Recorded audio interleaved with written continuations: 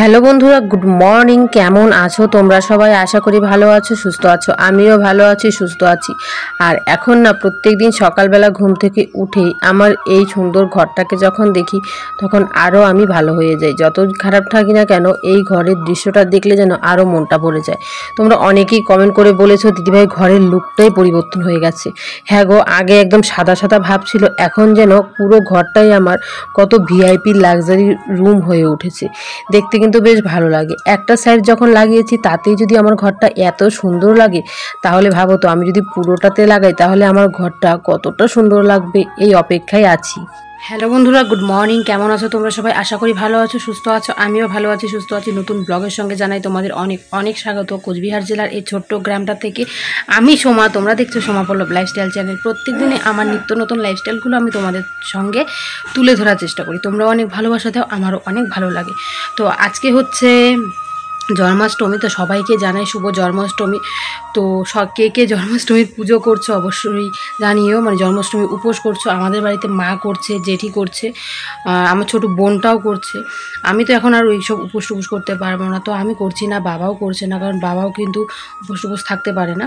তো চলো ব্লগটা দেখতে থাকো। আশা করি আজকের ব্লগটা তোমাদের কাছে অনেকটা ভালো লাগে। বাবা কিন্তু এবার সে বাজার থেকে কী নিয়ে এসেছে চলো দেখি। তো প্রথমতই বেরোলো সোয়াবিন নিয়ে এসেছে, তারপর নিয়ে এসেছে চানার ডাল মানে বুটের ডাল, আর তার সাথে বাবা নিয়ে এসেছে কিন্তু চিনি। তো চিনি এনেছে কারণ ঘরে একদমই চিনি ছিল না, আর এনেছে সাবু।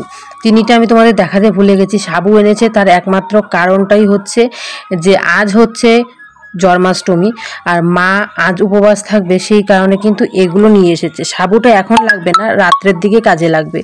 আর আমাদের রান্নার জন্য কিন্তু সোয়াবিন নিয়ে এসেছে, আর নিয়ে এসেছে চানার ডাল। আর আমরা এখন পুরো 3 দিন নিরামিষ খাবো, কারণ আমাদের বাড়িতে জন্মাষ্টমী পালন করলে, মা পালন করলেও কিন্তু আমরা নিরামিষ খাই। আমিষের কোনো চিহ্নই থাকে না বাড়িতে। আর ধোয়া মাজা সব কিছু করেই কিন্তু আমরা নিরামিষটা খাই। তো এদিকে আজকে সব কিছু ধোয়া পাল্লা কমপ্লিট হয়ে গেছে।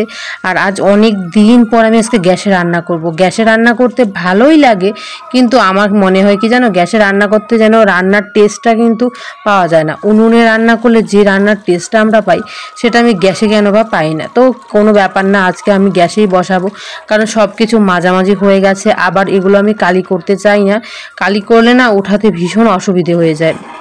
মা পুরোটাই করেছে, মানে এই ধোয়া পাল্লা যা আছে পুরোটাই মা করেছে, তো মায়েরও তো কষ্ট হয়ে যায়, তাই না? তো চলো, যে হাঁড়ি বসিয়ে দিয়েছি অনেকক্ষণ আগেই, আর একদম কম পরিমাণে চাল দিয়ে দিয়েছি, কারণ শুধু আমি, বাবা আর ভাই খাবো, মা হচ্ছে উপবাস। তো সেই কারণে কিন্তু এখানে আমি 4 কৌটো চাল নিয়েছি। আর রাত্রেবেলা করে মা বলছে যে একটু কম চাল নিবি, রাত্রেবেলা করে রুটি খাইস। তো দেখা যাক রাত্রেবেলা রুটি খাই কি না, এখনও বলতে পারি না। তো চাল টাল দিয়ে ভাতের ঢাকনাটা ঢেকে দিলাম। আর তার সাথে এখন রেডি করে নেব যে রান্নাগুলো আমি করব, সেই রান্নার যা সবজিপত্র যা কিছু লাগবে সেগুলোকে কিন্তু আমি এদিকে ঝটপট করে রেডি করব। উনুনে রান্না করতে ভালোই লাগে না, আর আজকে যেন ইচ্ছে করছে না, কারণ আজকে হাঁড়ি কড়াই যা আছে সব পরিষ্কার মাঝামাঝি হয়ে গেছে। তো সেই কারণে মা বললো যে গ্যাসেই ভাতটা বসিয়ে দিই। তো ভাতটা বসালাম, হয়তো ডাল ওইসব কিন্তু গ্যাসেই রান্না করব। আর কি ডাল রান্না করবো বা তোমরা দেখলেই যে বাবা নিয়ে এসেছে চানার ডাল, মানে আমি যেটাকে বড় ডাল বলি সেটা নিয়ে এসেছে। তার সাথে বাবা নিয়ে এসেছে সোয়াবিন। তো যে কোনো দুটোই হয়তো রান্না হবে বা একটা রান্না হবে, বলতে পারি না এখনও। আর এদিকে দেখো বাসনপত্র যা আছে এখানে সব কিন্তু আমাদের মাঝামাঝি কমপ্লিট। এইদিকে মশলার কৌটো টৌটো যা আছে সব আমাদের ধোয়া কমপ্লিট হয়ে গেছে। আর কারণ আজকে মা উপবাস থাকবে জন্মাষ্টমী উপলক্ষে। আমার মা প্রত্যেকটা বছরই উপবাস থাকে, আর আগের দিন করে আমরা বাসনপত্র সব ধুয়ে নিই, কারণ আজকেও আমরা নিরামিষ খাবো, আবার কালকেও জন্মাষ্টমী পারনা আছে, সেই কারণে কালকেও কিন্তু নিরামিষ খাবো। আর মা দেখো কতগুলো নিয়ে এসেছে, মানে গোলমরিচ নিয়ে এসেছে। আমাদের জেঠি বাড়িতে গোলমরিচের গাছ আছে প্রায় 4টার মতো, সেটাতে অসংখ্য গোলমরিচ হয়। তো যে ওখান থেকে কয়েকটা গোলমরিচ নিয়ে এসেছে, কিন্তু এগুলো কিন্তু পুরাট হয়নি, এগুলো এখনও খাওয়ার মতো হয়নি। তো মা বলছে যে এগুলো নিচে ছিঁড়ে কেউ ফেলে দিয়েছে, তো সেখান থেকেই নাকি মা নিয়ে এসেছে। এই যে 4টা। তো চলো এগুলোকে একটা সাইডে রেখে দিই। এদিকে কিন্তু আমার ভাত উতল চলে এসেছে। আমি শুধু ভাবি হয়তো গ্যাসে রান্না করলে আমার রান্না করতে দেরি হবে, কিন্তু জানো একটু আগেই ভাতটা বসিয়েছি, এখনই ভাতের উতল চলে এসেছে। তার মানে একদমই দেরি হচ্ছে না, আজকে গ্যাসেই রান্না করব।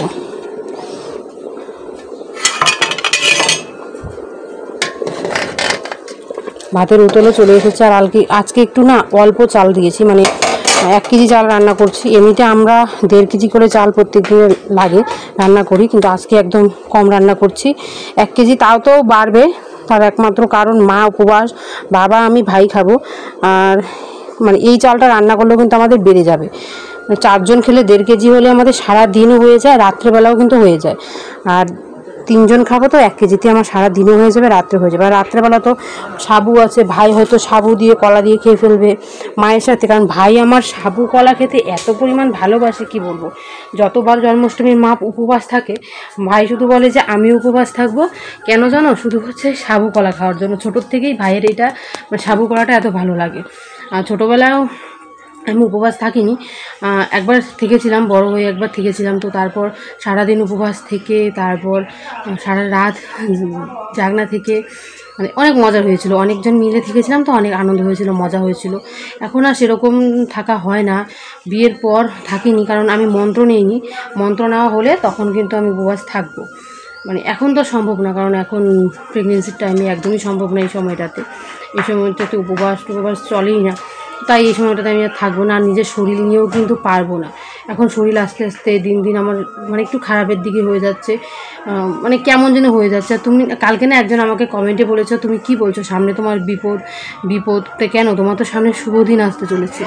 হ্যাঁ আমি জানি গো, আমার সামনে শুভ দিন আসতে চলেছে, খুব ভালো দিন আসতে চলেছে, কিন্তু একটা মেয়ে মানে মৃত্যুর সঙ্গে লড়াই করে কিন্তু একটা বাচ্চার জন্ম দেয়। কেউ বেঁচে ফিরে আসে, কেউ বেঁচে ফিরে আসে না। আমি বলতে পারবো না যে আমি তখন বেঁচে ফিরে আসবো কি না।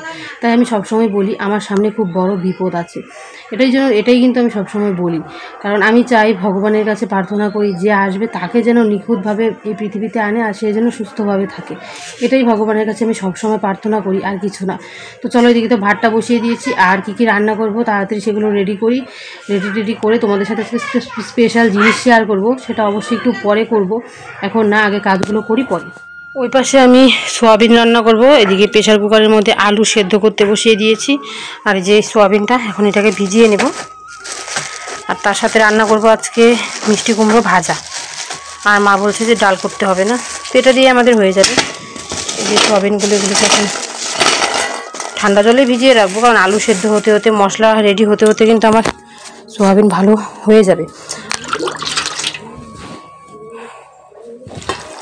চলো, এটাকে ভিজিয়ে রাখা হয়ে গেছে। আর এদিকে আমি একটা মিষ্টি কুমড়ো নিয়ে এলাম, এটা আমাদের গাছেরই মিষ্টি কুমড়ো, 4টা আছে, টোটালি 6টা ছিল। একটা খেয়েছি আমরা, একটা মাসিকে দেওয়া হয়েছে, আর এই যে একটা আছে, একটা নিয়ে এলাম, আর 3টে আছে।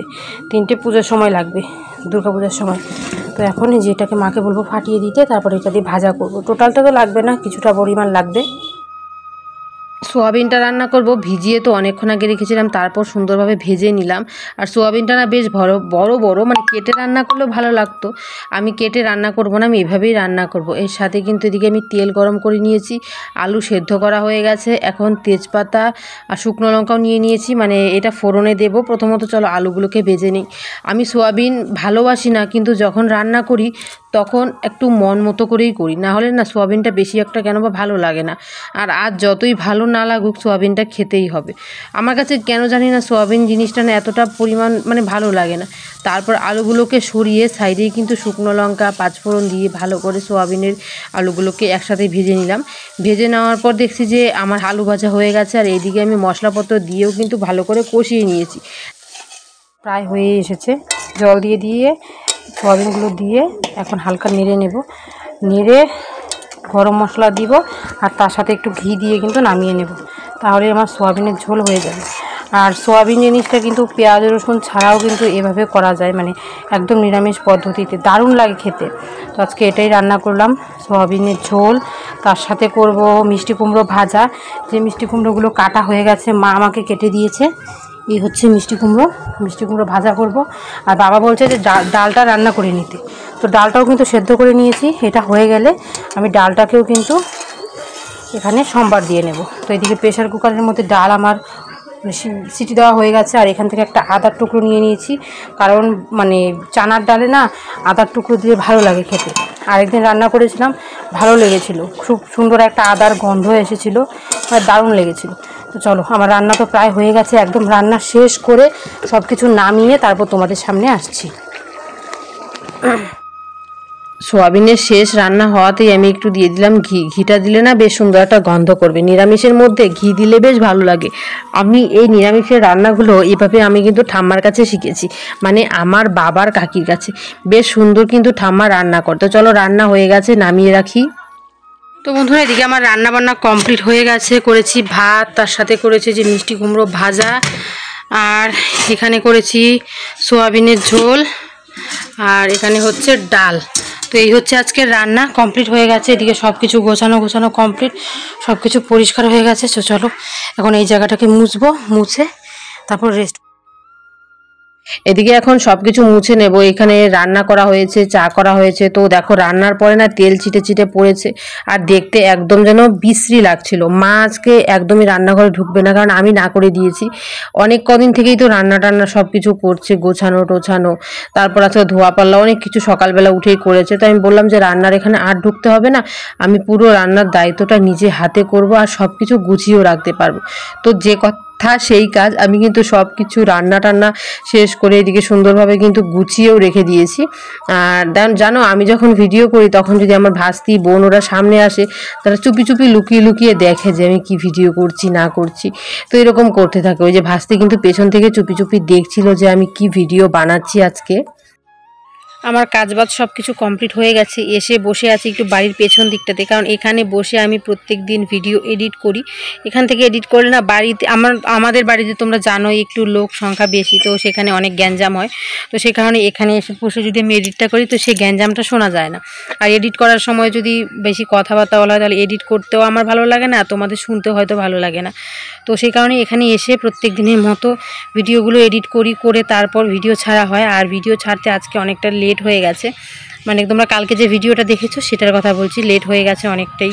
তো অনেকগুলো কাজ টাজ করলাম, রান্না বান্না সব কিছু করে, আর মা চলে গেছে ঘাস তুলতে। মা মানে আমাদের মধ্যে জন্মাষ্টমীর উপবাস থাকলে সারাদিন কিছু খায় না, একদম নির্জল উপবাস যাকে বলে, একদম মানে থুতুটাও পর্যন্ত গেলে না সেরকম অবস্থায় উপবাস থাকতে হয়। আমার মার যার পান সুপারির এত নেশা, সেই মানুষটা কিন্তু মানে আজকের দিনে পান সুপারি কিছু খায় না। তো সারাদিন নির্জল উপবাস থেকে রাত্রেবেলায় মানে 9টা, 9:30 বা 10টার দিকে সাবু কলা দিয়ে খায়, মানে সাবু ভিজিয়ে রাখে কলা দিয়ে খায়। এভাবেই কিন্তু উপবাসটা করা হয়। তোমাদের বাড়িতে যারা যারা উপবাস করেছে বা তোমরা করেছো, কিভাবে করেছো জানিও। আর রাত্রেবেলা সারা রাত ঘুমোবে না, তারপর সারা রাত জাগরণ থাকবে। জাগরণ থেকে পরের দিন মানে কালকে কিন্তু 6টা কততে নাকি পারনা পড়েছে, 6টা 49-এ নাকি পারনা পড়েছে। তো পারনার সময় খাওয়া দাওয়া সেরকম। তো তোমরা কীরকমভাবে উপবাস থাকো সেটা জানিও।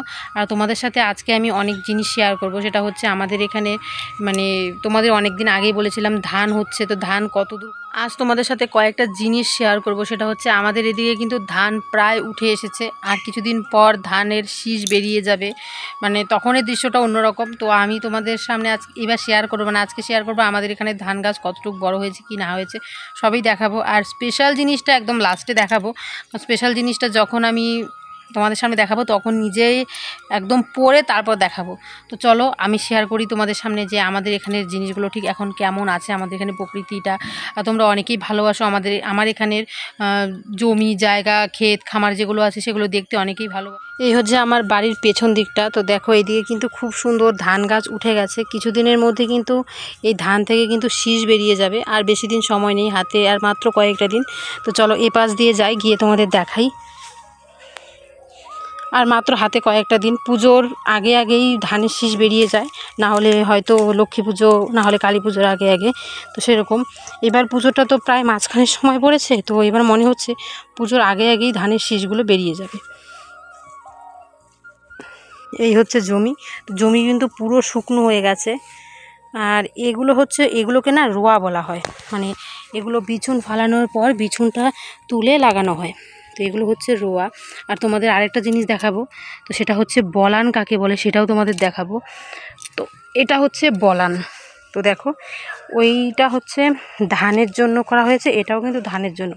একটা হচ্ছে অন্যরকম ধান আর এটা হচ্ছে অন্যরকম ধান। এটা হচ্ছে প্রথমে বিছুন ফেলা হয়, মানে ধান ফেলানো হয়, তারপর সেই ধানটা তুলে আবার গাড়া হয়। গাড়ার পর যখন মানে সুন্দর সুন্দর শেকড় বেরিয়ে যায়, তখন সেই শেকড়গুলো কিন্তু মানে শেকড়গুলোর থেকে আবার ধান তোলা হয়, মানে কি বলবো, যে এই ধান গাছগুলো তোলা হয়, তুলে কিন্তু আবার লাগানো হয়, এগুলোকে বলা হয় বলান। তো এটা আর ওই যে জমিটা দেখতে পাচ্ছ, ও দুটো হচ্ছে বলান, আর এটা হচ্ছে এমনিতেই ধান মানে রোয়া, আর তারপরেরগুলো হচ্ছে রোয়া। এখানে শুধু দুটো জমি বলান। এটা হচ্ছে কাকাদের জমি, এই যে এই বাড়িটা দেখতে পাচ্ছ, এই বাড়ির কাকাদের জমি, এটাও কাকাদের জমি, আর তারপরে যে জমিটা আছে ওটা আমাদের। আর আজকের আকাশের পরিস্থিতিটা দেখো কি সুন্দর মেঘলা মেঘলা, কারণ আজকে হচ্ছে জন্মাষ্টমী, আর জন্মাষ্টমীতে বৃষ্টি হবেই। এটা প্রত্যেক বছরই দেখে আসছে যে জন্মাষ্টমীর দিন বৃষ্টি না হলে মানে চলেই না। আজকে বৃষ্টি হবেই, সকালবেলায় বৃষ্টি ঝিমঝিমিয়ে কিছুক্ষণ হয়ে গেছে, এখন হয়তো রাত্রেবেলার দিকে আবার বৃষ্টি আসবে, কারণ আকাশের পরিস্থিতিটা বেশি ভালো নয়। দেখো মেঘলা আকাশ, চারদিকে মেঘলা, মানে সেরকম রোদের তাপ নেই, সূর্যি মামার কোনো দেখা নেই, রোদের তাপও নেই, মানে হালকা হালকা সূর্যি মামা এই যে হালকা হালকা আছে, কিন্তু রোদের একদমই তাপ নেই। তো চলো, অনেকক্ষণ তোমাদের সাথে এগুলো শেয়ার করলাম, মানে আমার বাড়ির চারপাশের ধান গাছ, আর যখন অবশ্যই ধানের মানে শীষ বেরোবে তখন তোমাদের সাথে অবশ্যই শেয়ার করব। তো চলো বাড়ি গিয়ে ঝটপট করে চান করি, চান টান করে পুজো টুজো দিয়ে একটু রেস্ট করে তারপর তোমাদের সামনে আসল জিনিস নিয়ে আসবো। জন্মাষ্টমী উপলক্ষে কিন্তু বাড়িতে আমি লক্ষ্মী যখন পুজো করি, মানে লক্ষ্মী ঠাকুরকে যখন আমি প্রসাদ দিয়েছিলাম, যখন আজকের পুজোটা করেছিলাম, তখন কিন্তু এইদিকে আমি একটু সাবু দুধ কলা মেখে আজকে পুজোটা দিয়ে নিয়েছি, কারণ প্রত্যেকটা সময় তো নকুলদানা বাতাসা দিয়েই দেওয়া হয়, তো ভাবলাম আজকে একটু এটা দিয়ে দিই। আজকে যাই হোক জন্মাষ্টমী উপলক্ষে একটু ভালো কিছু ঠাকুরকে দেওয়া যাক। ঘরে আম ছিল, মা বলছিল আমটা কেটে দে, আমটা না বিশাল বড় ছিল, তো 4টা আম বিশাল বড় বড়, তো আমি একটা আম যদি কেটে কেটে দেই তাহলে জানো এই যে এই থালাগুলোতে এক একটা বড় বড় করে আমের ফালটি পড়ে যাবে, আর তারপর খেয়ে কেউ খাবে না, শেষও হবে না। তো ভাবলাম যে না, আজকে সাবু দিয়ে দেই, কালকে মা যখন সকালবেলা পারনা করবে, যখন পুজো দেবে, তখন মাকে বললাম যে তুমি আম দিয়ে দিও। আজকে দুটো দিয়েই দেওয়াটা সম্ভব না, শুধু সাবুটা দিয়েই আর কলা দিয়ে পুজো দিয়ে দিলাম। তো বন্ধুরা, অনেকক্ষণ পর তোমাদের সামনে চলে এসেছি। তো তোমরা থাম্বনেল দেখে বুঝে গেছো যে আমি তোমাদের সাথে আজকে কি শেয়ার করতে চলেছি। অনেক দিনের একটা আশা আমার পূর্ণ হয়েছে, তো সেটা তোমাদের সাথে শেয়ার করবো। সেটা অবশ্যই তোমাদের ভালোবাসার জন্য, তোমাদের সাপোর্টের জন্য। তো চলো সেটা তোমাদের সাথে শেয়ার করি। তোমরা তো থাম্বনেল দেখেই বুঝেই গেছো যে আজকে আমি তোমাদের সঙ্গে কোন জিনিসটা দেখাতে চলেছি। তো এই হচ্ছে সেই জিনিসটা, দেখো এই হচ্ছে সেই জিনিসটা, এটাই তোমাদের সাথে শেয়ার করব। এটা হচ্ছে আমার ইউটিউবের আজ পর্যন্ত আমি যতটুকু টাকা পেয়েছি সব কিছু মিলিয়ে এই জিনিসটা আমি বানিয়েছি। মানে যতটুকু আজ পর্যন্ত পেয়েছি তা না, তার থেকে আমার প্রায় অনেকগুলো টাকা এমনিতেই খরচ হয়ে গেছে, এটা সেটা কিনতে কিনতে অনেক টাকাই গেছে। তো তারপর আমি যেটা বানিয়েছি নিজের তাগিদে, মানে খুব ইচ্ছে ছিল একটা জিনিস বানাবো, যে ইউটিউব থেকে কোনো কিছু পেয়ে আমি আমার নিজের স্বপ্নটাকে পূরণ করব, নিজের আশাটাকে পূরণ করব। তো সেটা আমি পেরেছি, সেটা তোমাদের সাথে শেয়ার করব, আর সেটা অবশ্যই তোমাদের ভালোবাসার জন্য। আমার মানে নিজের টাকায় আমি আজ পর্যন্ত জানো সোনার জিনিস কোনো কিছু বানাতে পারি না। আমার সোনার জিনিস বলতে সেরকম কিছুই নেই, শুধু একজোড়া ছোট কানের ছিল, তো সেগুলোও কেমন যেন হয়ে গেছে, খারাপ হয়ে গেছে। আমার খুব ইচ্ছে ছিল আমি নিজে ইনকাম করব, সেই ইনকাম থেকে কিছু একটা করব, আর আমি যে সত্যি এই জিনিসটা বানাতে পারবো আর এত সুন্দরভাবে বানাতে পারবো আমি ভাবতে পারিনি, সম্পূর্ণটাই তোমাদের ভালোবাসার জন্য। তো আমি বানিয়েছি একজোড়া সোনার কানের। তো এই হচ্ছে কানেরগুলো, দেখো এই হচ্ছে সোনার কানেরগুলো, এই হচ্ছে সোনার কানেরগুলো। আর এরকমভাবে ডিজাইন দিয়ে বানিয়েছি। এমনিতে ডিজাইনটা দিয়েছি আমি যে সেফটি পিন কানের যে বলে, তো সেরকম ডিজাইনটা দিয়েছি। তো যে সেফটি পিন কানের মতো ডিজাইন দিয়েছি, নিচে একটু ঝুমকো দিয়েছি। ঝুমকো দেওয়াতে না আমার কাছে মনে হচ্ছে যে ঝুমকো দেওয়াতে মানে কানেরগুলো খুব সুন্দর ফুটে উঠেছে। তো চলো তোমাদের ব্যাক ক্যামেরায় দেখাই জিনিস। এই হচ্ছে আমার সেই জিনিসগুলো, যেটা আমার অনেক দিনের আশা ছিল, অনেক দিনের স্বপ্ন ছিল যে আমি আমার ইনকাম দিয়ে কোনো না কিছু একটা তৈরি করব। তো অবশ্যই সেটা আমি পেরেছি তোমাদের ভালোবাসা, তোমাদের আশীর্বাদের কারণে।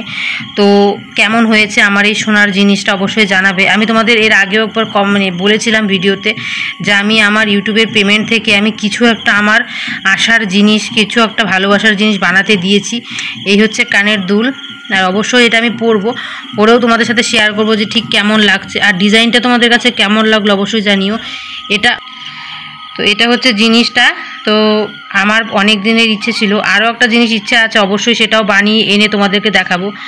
তো এই জিনিসটা ঠিক তোমাদের কাছে কেমন লেগেছে অবশ্যই জানাবে। এই যে ছোট ছোট ঝুমকো দিয়েছি, শাড়ি বা চুড়িদার যে কোনো সাথে পরলে ভালো লাগবে। বউ মানুষের মুখে মানে কানের মধ্যে যদি ছোট জিনিস পরা হয় সেরকম ভালো লাগে না দেখতে, ছোটোটা না খারাপ দেখা যায়। তো আমি ভেবেছিলাম যে একটু ঝুলের মধ্যে সুন্দর দেখে বানাবো।